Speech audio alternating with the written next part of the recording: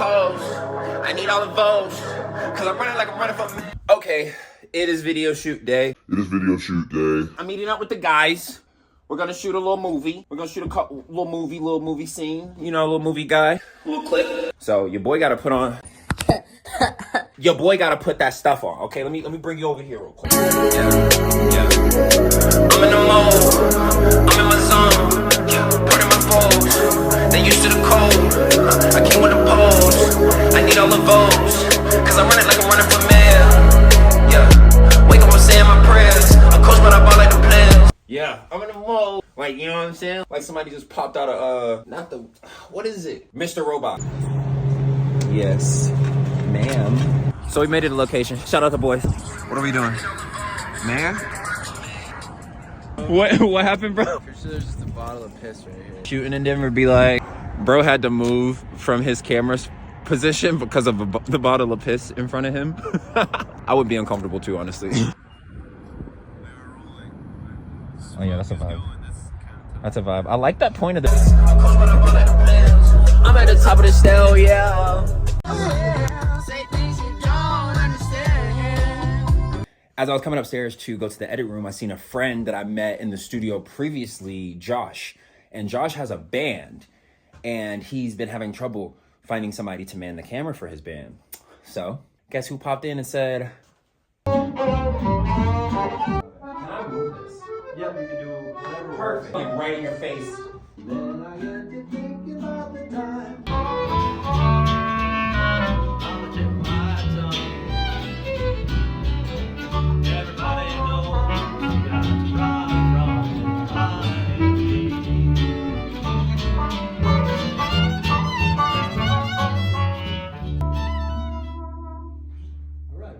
Consider that a rough.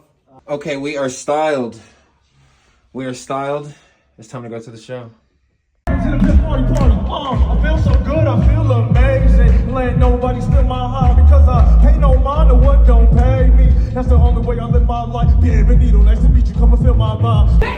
Chasing you, baby. The only thing I chase is this cat. Thought that shit was green and now you sitting with no pen. Middle finger up and now you sitting in my den. To the curtain while he do my little bit. Had to give him first, I know he knew it won't last. But I'm not gonna miss you, but we both know that's cap. Hey, where you from? I'm DJ, I'm from Atlanta. Hold on. The camera didn't get me asking that question. So, masked singer. What's your name? Where you from? I'm DJ and I'm from Atlanta. Everybody say hi, DJ. Hey, DJ.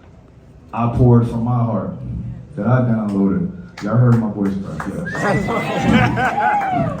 It means so much to me. This is why I do it. And it reminds me that what I'm doing is important. There's a lot of creatives in the room. I know there's a lot of creatives in the room. There's a lot of artists in the room. And sometimes we go through that self-doubt, thinking that maybe what we're doing doesn't matter. Seeing you guys and seeing everybody else in this room interact with each other and with me means so much to me. And it shows me that what I'm doing matters too. Yeah. So I appreciate you. Hell yeah. Yeah, I got a sticker for you, bro. Thank you, bro. Appreciate you. Thank you. Anyways, the show was amazing. Shout out the boy Nev who came up before Piff. He snapped. Piff did his thing, bro. Like what? What? You're recording. Yeah. I want this one. I haven't gotten that one yet. The 1201. What was the first one? The first one was my black and white set, the 950. This one's the TV 950. I actually have the CVM 950. Okay. I can explain that later. Yeah. This is the set we've got right there, the KV 5000. And this is my daily driver. I watch the news on my 9000 every night. You have these. I couldn't decide if I wanted to wear a hat or not because of my horrible hair, but here we are. After, what is it, 3:40? After about an hour of setup, another few hours of hanging out, we have made it. We're here. Dan came a long way. I should give you a proper introduction. Oh, let me fix that curtain. All right, okay. So, like I was saying, Dan came a long way, ladies and gentlemen. This is a friend that I made back in the, I want to say 50s. And I didn't know he was going to make it to 2025, but I met him. I met him last year, or 2023. I guess on paper, 2023. On paper. Time is such a confusing thing. Right. So Dan's a time traveler. if you can't tell, hence this beautiful TV. And every time I talk to him or every time we meet up, he just has something from way back when. I'm just stuck in the 70s. Yeah. It's a good place to be stuck. I would say 60s, but that's a good question. Do you feel like what ease are you? I don't know, that's tough because the 60s are all like free love and everything, but all of the stuff I buy is from like the 70s. You know, my car, the TV. I don't know why it's just easier to get a hold of stuff from the 70s. But you like 50s TVs though. I do like 50s TV too. But your 70s. I really want to wait for like a specific 50s TV set. Yeah. It's hard to describe, but you know, I want to watch like I Love Lucy on it, so it's Yeah. gotta be like the right vibe. So Okay. I feel like it's a hunt now. But it's the Sony TVs. They made so many good sets in the 70s that you can pick them up pretty commonly. So Okay. yeah, it's like a best of both worlds kind of thing. But Okay. we'll see how long it takes me to peg a black and white set from the 50s. Yeah. Good one. So, side note, Dan can talk about TVs all day. Yeah, I should stop already. Dan is a TV person. That's what I do. I watch them. I'm trying to get better at fixing them. I collect them. I love them. He loves them. I have yet to get mine, but he gave me an old telephone. So that sits in my living room. And me and Jesus call it God's phone. God's phone. Yeah, so God calls us on that phone. Oh, that's pretty wicked, actually. Yeah. I like that. Yeah, Jesus loves that phone. I love the phone too, but I don't know. God doesn't call me a lot. You should set it up without telling him so that one day he's just home and the phone rings and he has to answer it and actually go like, hello, God, is that you? Like, I think that'd be freaking hilarious. Now he can't watch this episode. Oh, no. Because now that's going to be the biggest thing. I'm sorry, Jesus. But yeah, to give him a proper introduction, this is a man, a very great information in stature and beauty, of course. Look at him, right? And we met at work and we just began to have like this cool connection, and we just also always have cool conversations, mostly about the past because he's a time traveler.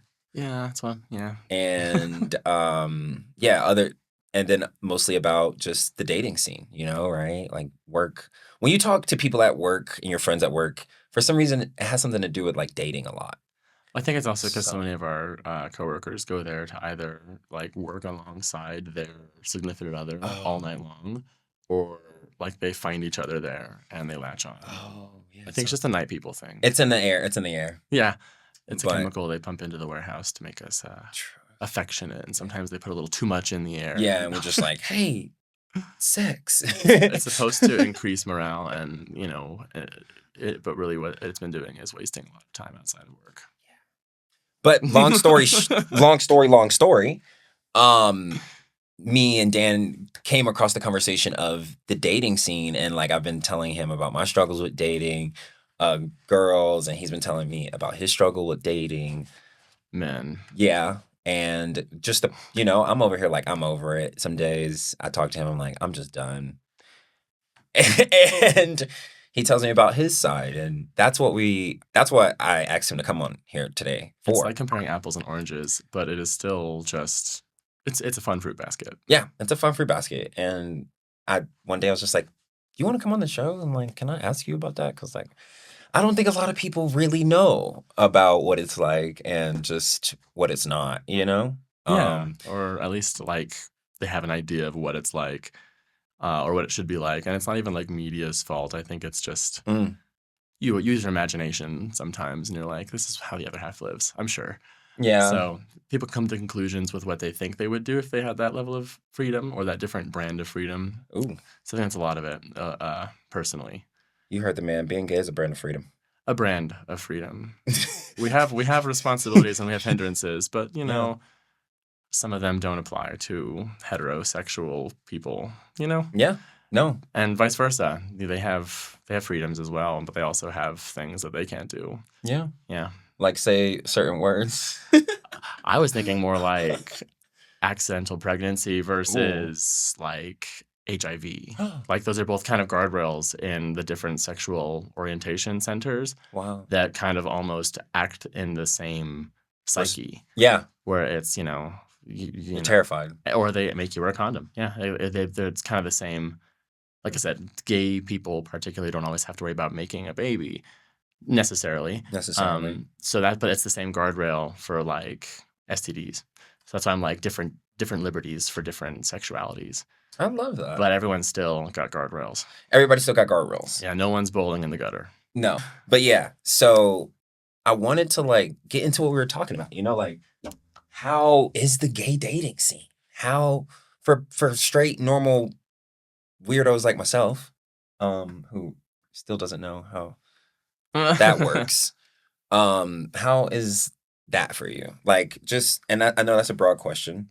It's definitely, yeah. Broad is good though, because Yeah. if I get too specific, I might get mad. No, I'm kidding. I have specific things I want to ask, but I want to start broad. I want to just get your idea on like what comes to your mind when I ask that, I guess the easiest way to describe the gay dating scene is nothing like I ever imagined it would be. It's hard when you're finding your sexuality to then kind of imagine like, oh, where am I going to meet somebody? Where am I going to meet the one?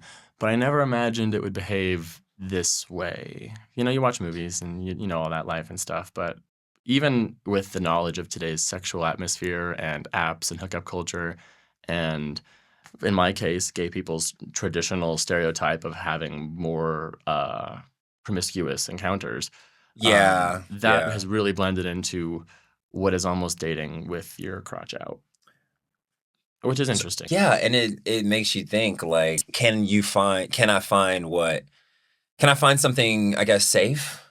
Or not safe, but consistent? I don't know. Consistent. Something that'll be there. Yeah. Yeah. You almost start to put physical touch over emotional connection. So you'll like move way further into a relationship after you've already done the dirty before you actually like get to know them.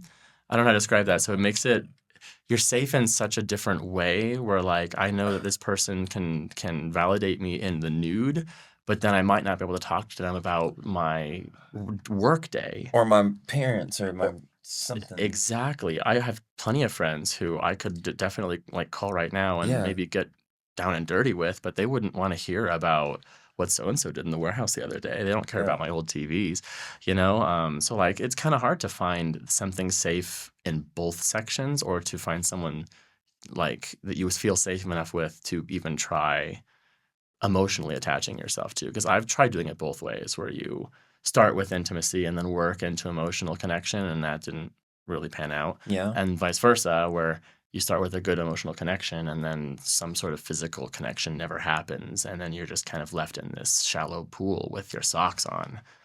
Like, it's such a weird balance. That's not comfy. Yeah. So, and Socks it's harder to find that balance when you're swiping through apps or when you're looking on a map and everyone's got their dingling out. Like, it's harder to find that balance. You may swing way far to one side or way too far to the other. Exactly. So it's not so much of like, when we see people doing it, it's like, oh, they want to do that. It's just the landscape of already what's going on, and then their choices their choices are more, I guess, influenced by the landscape. And I was watching something on the online the other day talking about how Gen Zs are staying abstinent much longer because they're not satisfied with the way that people make interpersonal relationships these days. Wow. Digitally. And wow. like I totally respect that, and in a sense, I almost wish I had abstained from at least the most toxic of gay dating culture, like Grindr. No offense, Grindr, but like that kind of stuff, they're not really into it. I can't speak for the whole generation, especially because I'm an old Z, young millennial kind of vibe. I think that's what I am too. They're not comfortable with a lot of the way that media is like working these days. It's not satisfying. People have fewer friends than ever. So it's harder to meet people through people like you used to, or go to parties. So people just aren't forming relationships. Yeah. I'd have to actually read into more of it if it was a real thing. But no, that is a real thing. I did this research on it. Oh, good. But yeah, I like the research stuff. And I researched connections and how people are becoming friends, like friendship connections. There we go. Well, and the male loneliness desert is incredibly Oh, that's a whole nother massive. story. That's a whole sorry, nother men are story. just bad at making friends. Sorry. And this goes for straight and gay men. We're just not good at it. Without ESPN, we're nothing. But no, like I did the studies on it just through a couple sources, not like a long one, but it said that friendship connections in the late 2000s, like what the 2010s have gone down. Like high school students said they have a close friend like 30% less in the 2010s than they did in like the Yeah. early 2000s. The numbers I saw And it were was like a like in quick the switch. 90s, people had like 8 friends, really 8 Yeah. good friends. And now it's like 3 if you're lucky. Yeah. And I'm like, oh, you're right. I can't really count on my hands. I've got maybe 5 really good friends and Yeah. like 5 like distant friends who I've done my best to stay connected to who are in different states. But like, Yeah. I never replaced them in my close friend groups. I totally get that. Like, it's hard to make really good friends these days. Yeah. And they say nowadays, like that was just 2010s.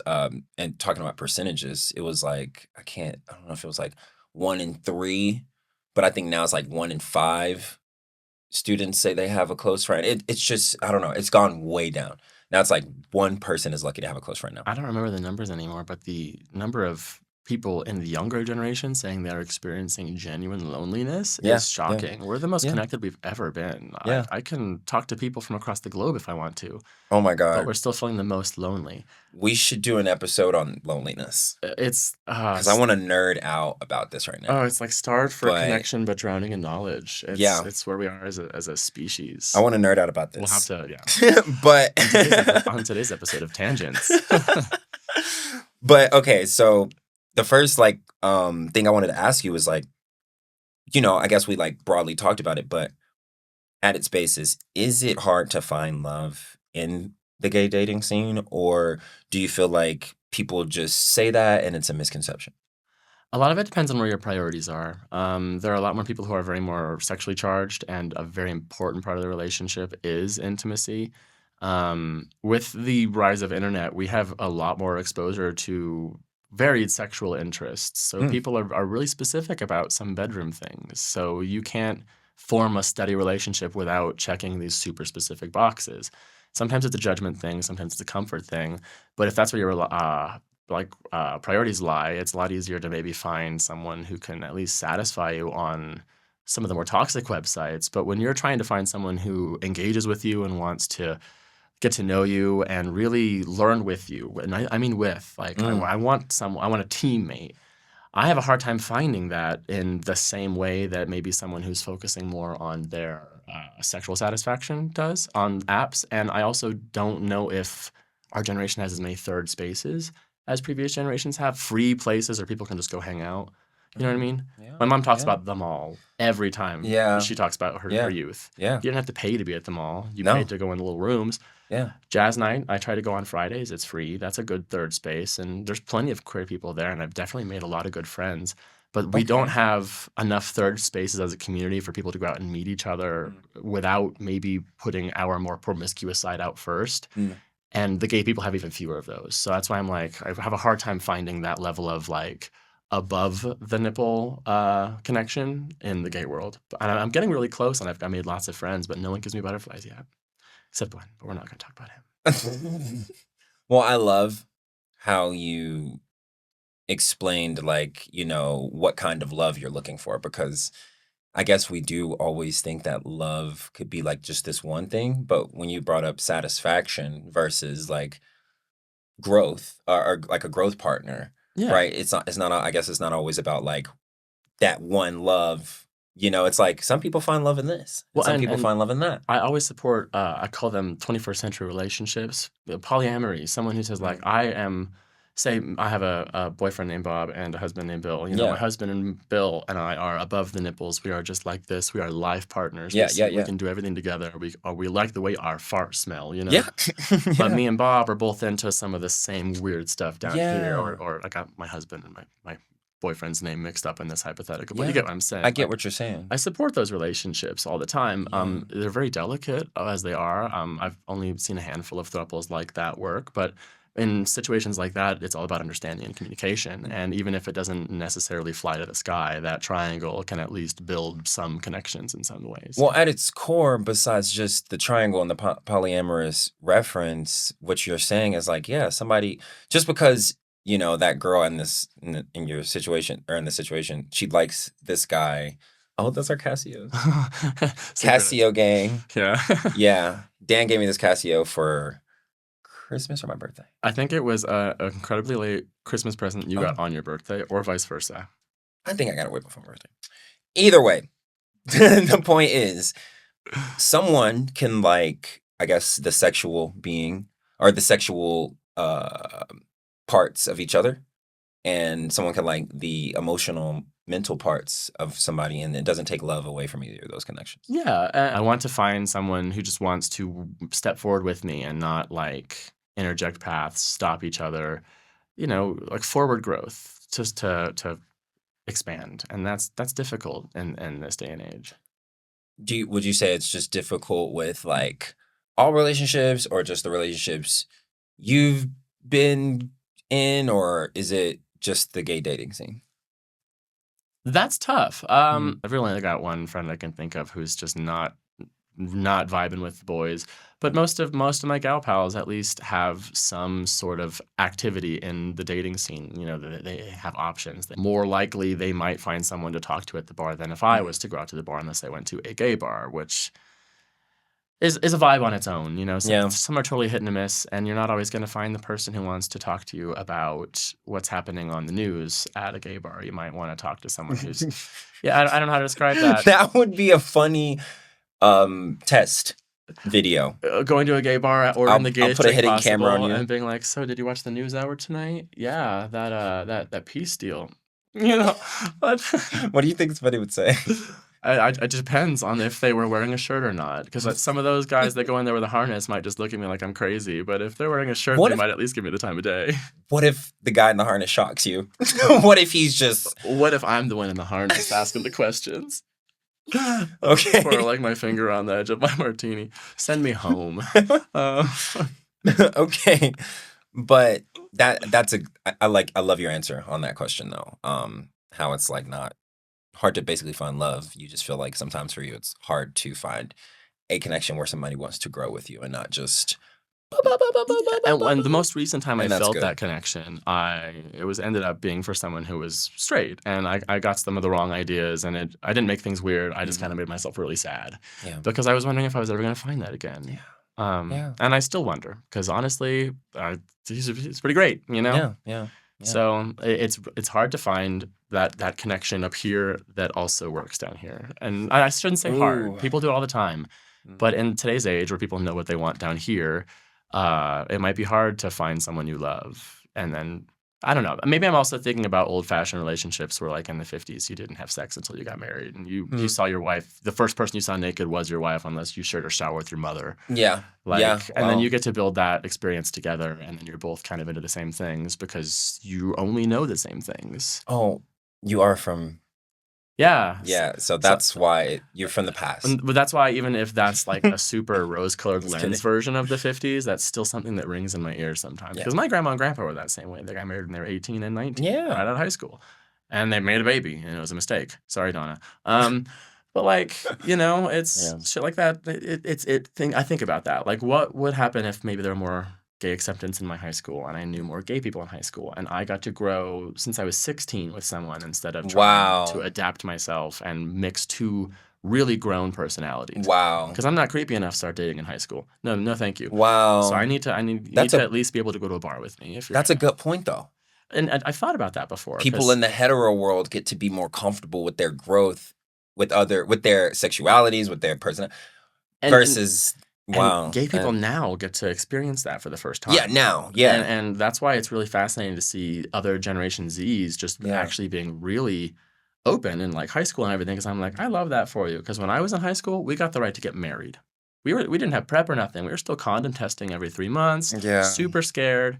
Very like just now starting to come out of our shell. Yeah. And now we have like some science on our side to help us try and be as safe as possible while we're bringing gay to the forefront. Yeah. And it's scary for a lot of people, and it's scary for me because of how scary it is for those people. But alas, we're in a good time for it. So I love that they can have that experience, but I've always been jealous of that. Always.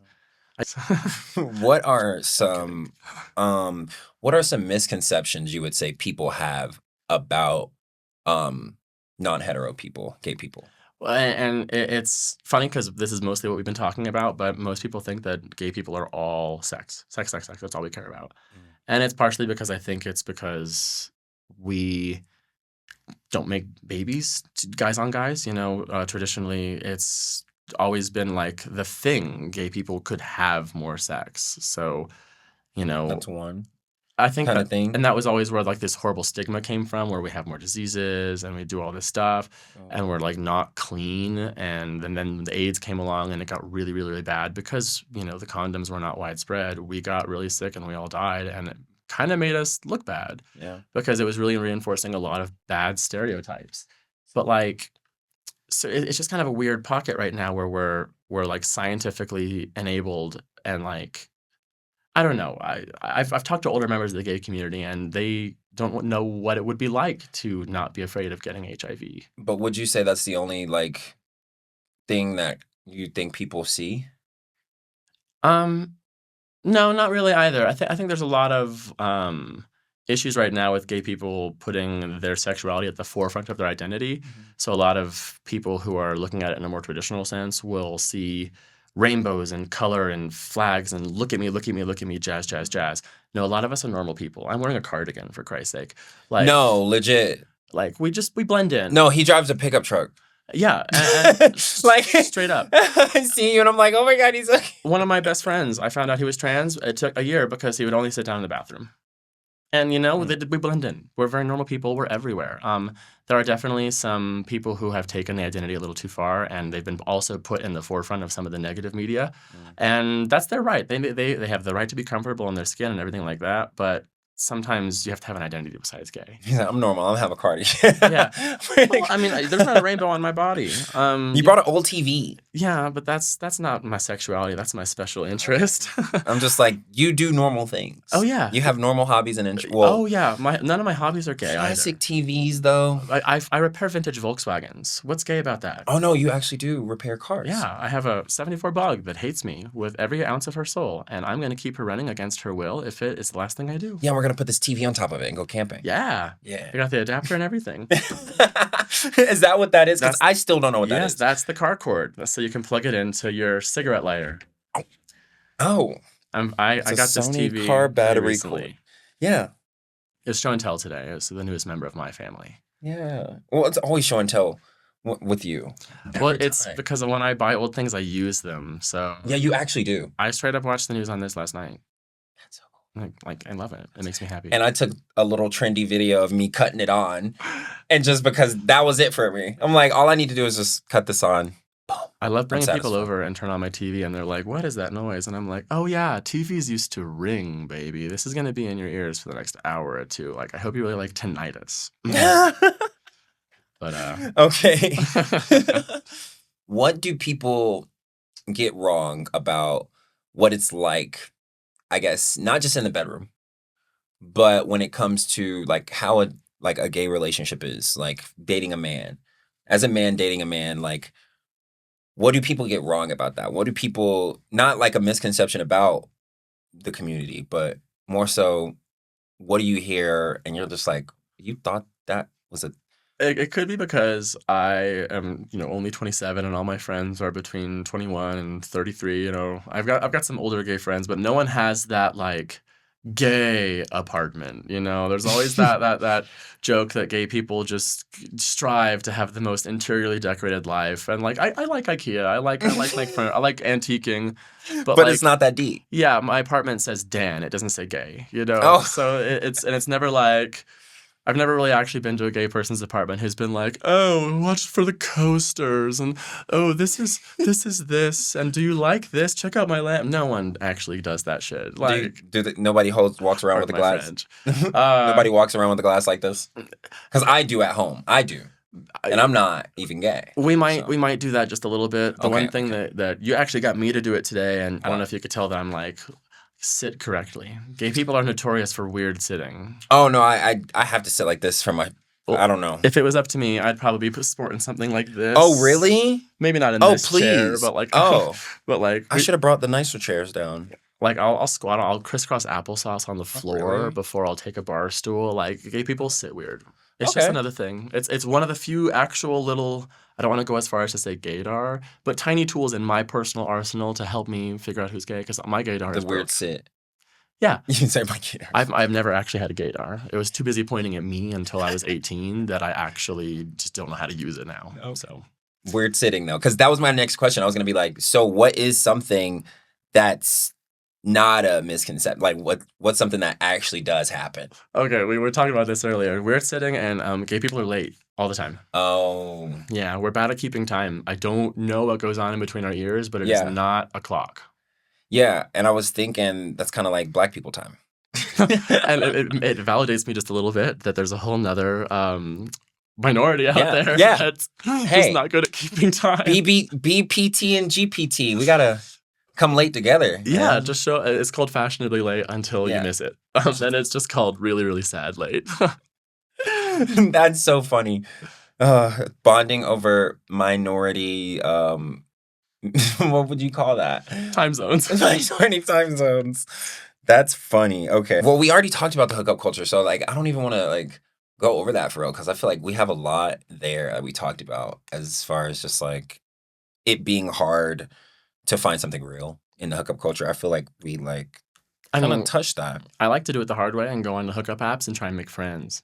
Well, that's what I want to talk about. Apps. Oh, I went on a date the other night. It was a group date. We had Okay. invited a bunch of friends out, but it was jazz night, and I met at least two of them on like a not very professional gay dating app. So like he had probably gone on that app expecting to get some that night, and I was like, "How about jazz and a euro?" And a euro. And I got like 6 or 7 friends out there, and we all had a great time. Yeah. And we just went on a hike the other day. So like I like to Love take it. on the challenge to go on those really shady apps where everyone's trying to either sell themselves or vice versa, Yeah. or become the next TikTok naked star. I like to go there and make friends. Yeah. You like to go there and convert the dark side. It's a to vibe the, check too. What's the opposite of the dark side? Oh my gosh. I mean, I like I want to Star say the light Wars. side, but I know it's like No, the Star Wars. Yoda and stuff. Yeah. The, Oh my gosh. the People are gonna Force, kill me. the I'm gonna Jedi. kill me. No, it's the Imperial or The Imperials are the bad guys. I'm a Star Trek person. I'm sorry. oh my gosh. They made better this is- TV. oh my gosh, this is so embarrassing. I like Star. Now I can't even tell people I like Star Wars anymore. They're gonna be like, okay, who's the Resistance? It's the Resistance. The good guys. The good guys. All I know is that in that movie, when Anakin is going bad, he's wearing all the black coats and at the end, it rips open and there's a white shirt on underneath, and you're like, the light side, symbolism, microaggressions. So yeah, my question was gonna be: do dating apps help or hurt in this situation of like finding something real in the dating scene for you? It's per person. Some of the really nasty dating apps are definitely an itch to scratch. It's definitely like a tiny social connection attempt.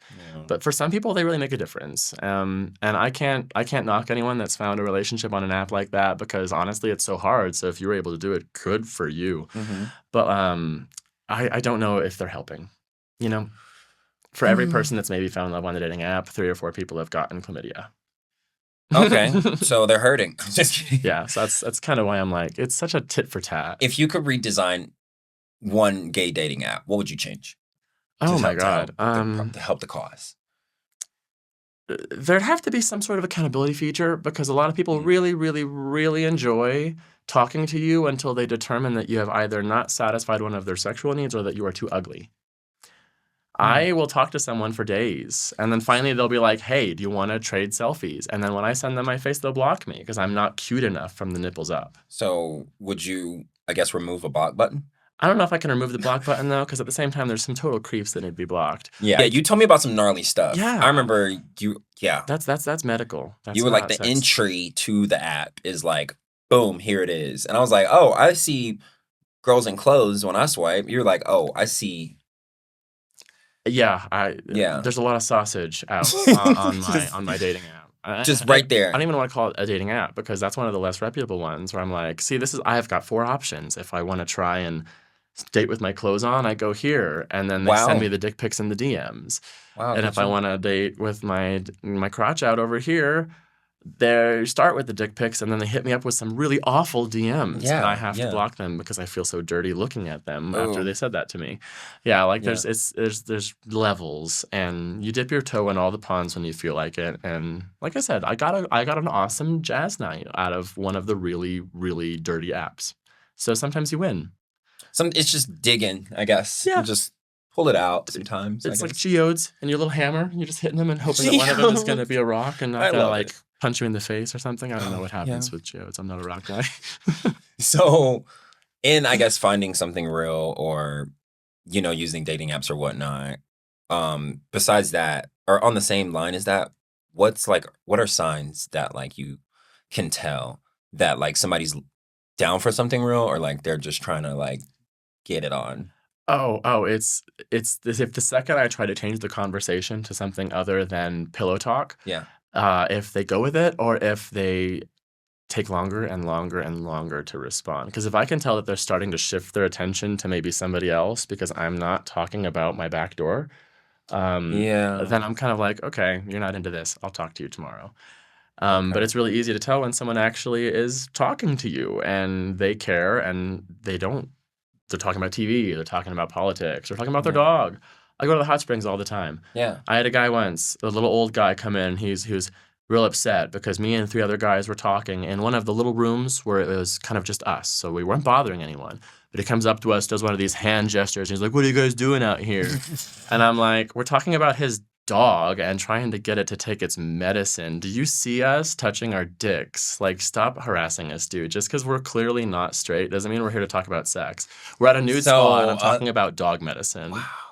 Like, I need you to take 5 steps back away from me. Like, you're harassing me. Yeah. You feel like I'm affecting you by being gay in your presence, but you are more sexually charged at the moment than I am. I'm talking about dog pills and you're talking about my genitals." See?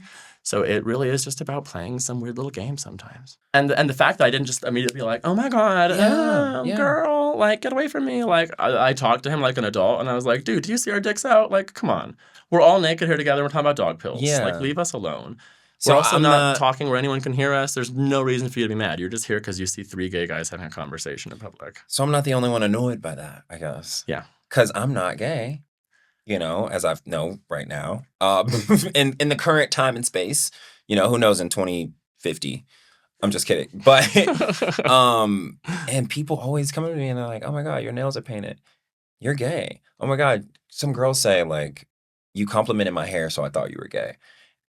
And this is a talk for another time, and it'll be a good one. But I'm just like, I thought I was the only one who was being annoyed by like, I guess people perceiving my outside as gay and talking to me about it. Yeah. Like something so personal. It's just as annoying as a gay person. Like I never, in the sense that I don't think being gay is special, like I've never come out to my parents. We've just never talked about it. So the fact that you can look at me from across the room, know something about me that you think matters and make it a point is really annoying to me. And it's like, yeah, like what does my dick have to do with sushi that I'm eating? Yes. And like I'll admit maybe we shouldn't have been talking in the nude spa, but we made sure to have our conversation in the little private area where no one could hear us. But this guy was not mad about our conversation. He was mad about us being gay together and enjoying ourselves in his presence. And I'm like, no dick touching, no sucking. I wasn't even looking at them sexually. We were completely eye contact the whole time. And that guy took it personally just because we existed. And I'm like, girl, get it. So to wrap back around, because I went off a little bit. What's a green flag that you see in someone and you're like, I like them. I think they want to do this. I think they want to take this seriously. Or what's a green flag that you'll see? Willingness to engage. Just if I say, "Do you like Euros?" and they say no, red flag. If I say, "Do you like Euros?" and they say, "No, I've never been a fan of Greek food. Do you like tacos?" Engagement. Just someone who wants to reciprocation. Banter. It's like playing with a ping pong paddle on a stick. If you can only aim in the one spot to get a response, I don't want to play your game. That's real. Yeah, I want you to move the paddle. So, please move that paddle. Yes, gentlemen. I want to learn to love you. Move the paddle. new phrase. Move the paddle. Yeah. Don't just sit. Like, this also kind of goes for a canoeing metaphor as well. Just sitting there in the canoe and like move that paddle. Oh, I like that. Because I'm gonna use that. No, seriously. When I text someone and they're just like, "Hey, how are you? Good." Move the paddle. Straight up. Good. How are you? How are you? Like, It give me just- some bounce back. It takes 20 seconds to add a comma. How are you? Or my day was shit, but I don't want to talk about it. What are you doing tonight? Like, be a human. Yeah. Pretend let's like go. you're an NPC and you have more than 3 lines, please. Okay, so to wrap almost up.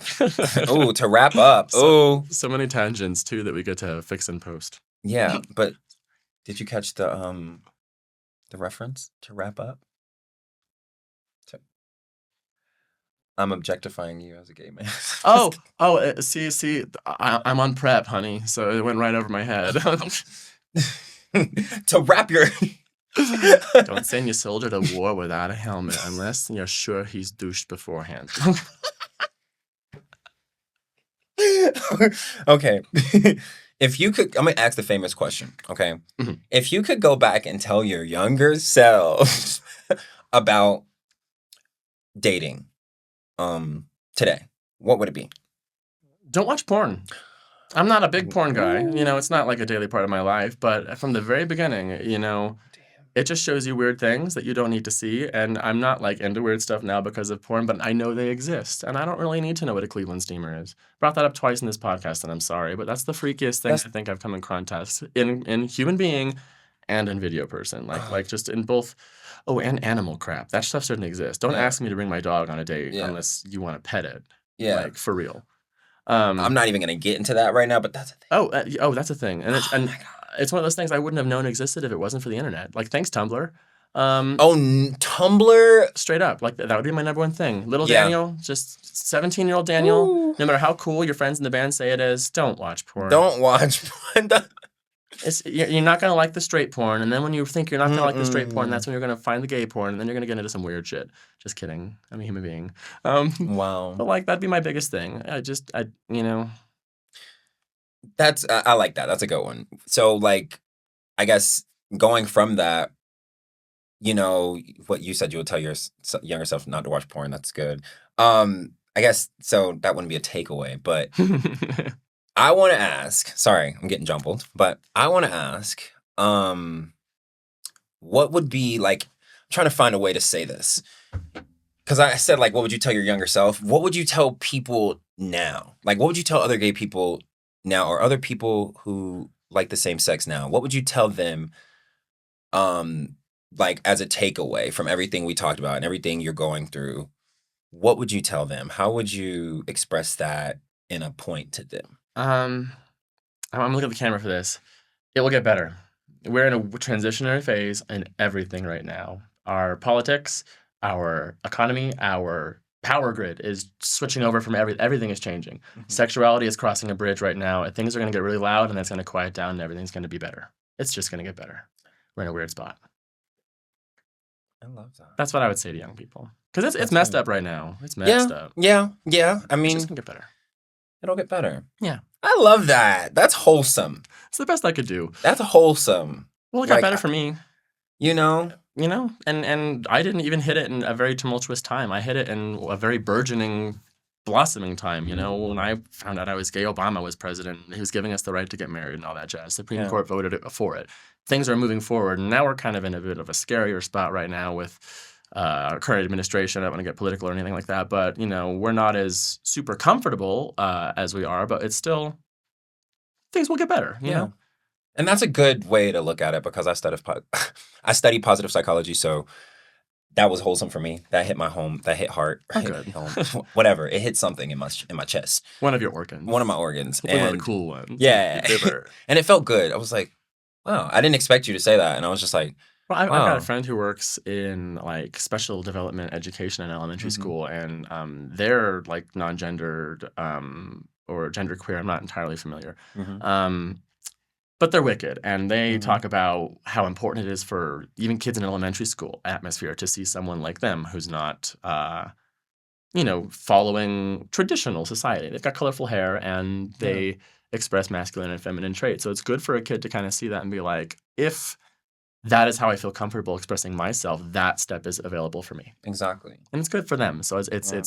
I like hearing they are really positive in nurturing the kids and letting Yeah. them know that it always gets better, and even if it's part of the shtick, but it's true. It's true. Yeah. I mean, and optimism to me, even if it's just being said, it creates something because humans in our brains, we're so incredible. We create what we say.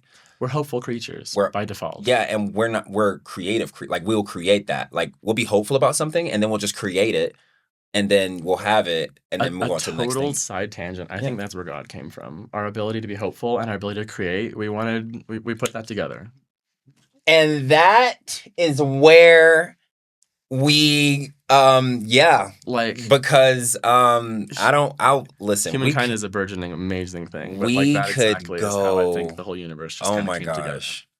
I'm just gonna silently give you a hand clap on that and not confirm which side I'm on when it comes to that. But I could talk all day about that one. Jesus. We're good people. We're crazy, intelligent creatures, and we work for a living and we pay our taxes. Yeah. Even gay people, guys. I like how you're giving me the Vanna White, and I'm like, jazz hands. So yeah, thank you for coming, Dan. Thank you for having me. This is wonderful. I would press I'm DJing this real life button, but you want to do it? So press those arrows down there. The right one. Press the right one once. Do you see the yellow button? Press the yellow button. So wait, turn the knob up. Turn the knob up. The fourth knob. No. Sorry. Slider? The slider. Unmute it. I don't know what I'm doing. The red button. I'm DJ and this is real life. Okay. We did it! That part with all the buttons was the most technologically challenging thing I think I've ever had to do in my entire life. Because he's a time traveler. There was not nearly enough haptic feedback while doing that for me to know I was actually doing anything. Like, nothing clicked. I had to bend your brain before you left, so... Thank you. That's awesome. Oh, and if you notice, Dan has the old mic.